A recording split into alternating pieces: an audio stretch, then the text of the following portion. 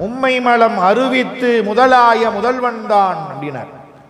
இப்ப கவர்தல் என்பதுக்கு என்ன பொருள்னா, உயிரை பிணித்துள்ள ஆணவம் கண்மம் மாயை என்ற 3 மலங்களையும் அகற்றி என்னுடைய ஆன்மாவை இறைவன் தனதாக்கி கொண்டான்.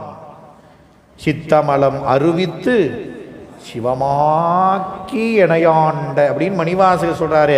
அதுதான் கவர்தலுக்கு பொருள். கவர் கல்வன் அப்படின்னாரு. அது அப்போ இந்த பாட்டில் என்ன சொல்லியிருக்கிறாரு, இறைவன் உயிர்களுக்கு கருணை செய்ய வரும் பொழுது உருவத்திருமேனி தாங்கி வருவான். பக்குவமடைந்த உயிர்களுக்கு அருவுருவத்திருமேனியாக நின்று அருள் செய்வான். மேலும் பக்குவமடைந்த உயிர்களுக்கு அருவத்திருமேனியாக இருந்து அருள் செய்வான்னு அவனுடைய அந்த இலக்கணத்தை சொன்னார். இன்னொரு நுட்பம், இறைவன் 5 தொழில்களை செய்வதாக இந்த பாட்டில் குறிப்பிடுகிறார்.